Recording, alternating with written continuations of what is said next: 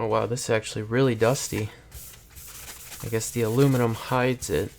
So we have the Mac Mini. Now, I could have told you that this is a brand new M2 model, but that infrared receiver there and all the ports on the back are a dead giveaway that this is actually from 2012, which is hard to believe that this is already a 10 plus year old machine. And time does this crazy thing where it likes to keep going forward and things get older, and this Mac Mini is no exception. So even though this is a 2012 machine, it doesn't feel like a 2012 machine because I have upgraded this in the past, and those upgrades have definitely helped this machine in the long run. It has a 2TB SSD, and we've also upgraded the RAM up to 16 gigabytes. Everything that I've done on this, it's been doing extremely well, even when it's been paired to a multi-monitor setup like that cinema display there and a second one on the side. I've had this machine for a couple of years now. I've been using macOS Mojave with this, and even though macOS Mojave was once one of the newest versions of macOS available, it's not exactly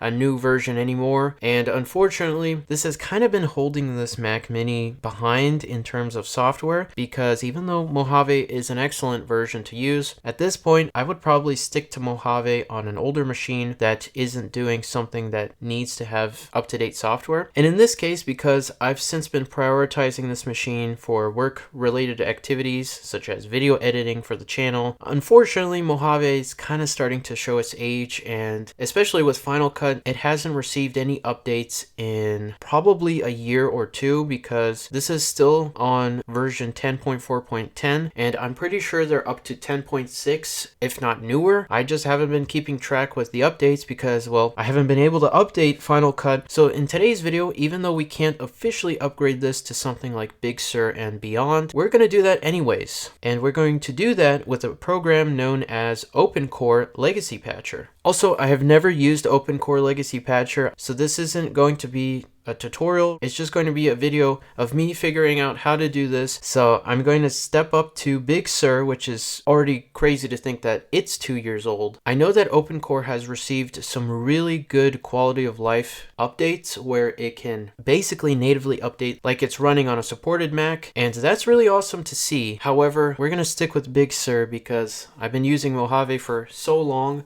Now, before we move on to the actual install here, I will say, just like jailbreaking an iPhone or whatever else that messes around with the operating system of anything, if you don't know what you're doing and you don't have a backup of your data, then I do not recommend doing this because things can happen. This is running software on unsupported hardware, at least officially unsupported, and things can happen during the install. OpenCore is a great program to use. However, if you don't know what you're doing, problems can happen. Data can become corrupt. Your OS might not become bootable. You might need to reinstall macOS. It's not a fun path to go down. Even if something like that happens, at least back up your data just in case, because you never know with something like this. If you're running officially supported software, such as if I went to Mojave and up to Catalina, Catalina is officially supported on this Mac Mini, and it's even easier to update because it's officially built in. However, with Big Sur, this is not officially supported. It's just very dangerous if you don't have backups of everything. So if you really want to do this, either do it on a machine that doesn't have anything on it, anything that you care about, because whether it be a fresh install or it's just an older machine that you've since upgraded to something else, whatever the case may be, if you really want to use OpenCore, then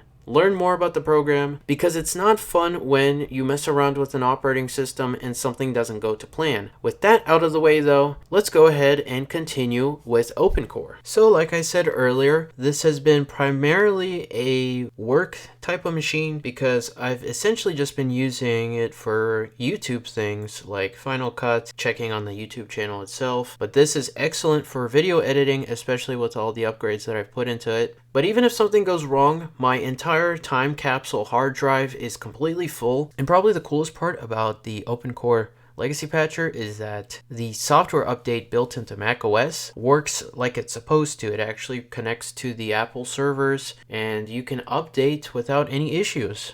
So that is definitely something that would be cool to try out as well. What's really cool about the OpenCore Legacy Patcher, it used to be where you have to do some separate things alongside the program itself, but everything has now been integrated into the Patcher program, and it's a much more seamless user experience. And like it says here, native over-the-air updates. Because this is a 2012 machine, things like metal support, which otherwise I wouldn't be able to run Mojave with, should be even easier to deal with because, well, this Mac does support metal. So all we have to do is just click on get started, and we need to get the patcher program itself, which we need to go to the GitHub page. But the latest version here is 0.6.1, at least as of the time I'm recording this. And I'm pretty sure this is actually a big update because very old machines can now run Ventura with this patcher, so that's very cool.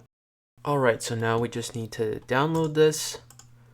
I'm pretty sure the only thing I need to do now is actually get a free USB drive, which I know I have some around, and I'll just have to see which one I can use for this. So I'm going to erase. I'm pretty sure we need to have it in GUID partition map, macOS extended journaled, so we will erase this. I do have the OpenCore patcher installed. I already put it in the applications folder and just made a shortcut down here. And here is the legacy patcher. Now I would have been recording on the actual Mac itself, but again, because we are actually upgrading this, it's not exactly easy to film something while something is updating. We obviously have to download it because I don't have one, so we'll go ahead and do that. And like I said, we're going to stick with Big Sur. So 11.7.3 is what we want. I could go with Monterey or even Ventura, but again, it would be a good learning experience to try Big Sur, at least for now, so we'll go ahead and download that. What's also funny about these types of videos where you install or even just wait to download something is that the overall footage for the entire process will probably be less than the overall explanation on how to actually do this, because, well, it takes a long time to download and install, but at the same time you're just looking at a progress bar and you're waiting for it to complete. But at this point,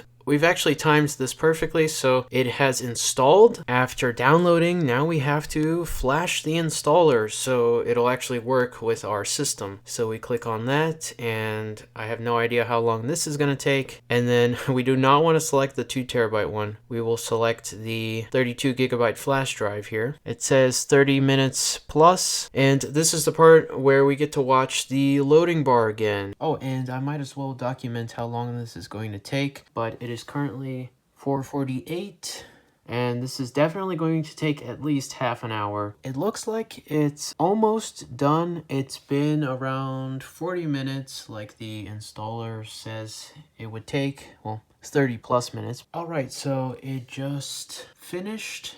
We are at 5:41. It just turned 5:41. So this took almost an hour, but now we have created the installer. So I guess we will click on install OpenCore to disk, and then we'll click on install to disk. Select the proper disk, so again the 32 gigabyte flash drive, install the partition on it, and we have the EFI boot menu there. Now we just need to reboot. So in order to reboot, we need to click on that, restart, and then I'm going to hold down the option key once this actually reboots in order to get into the boot menu.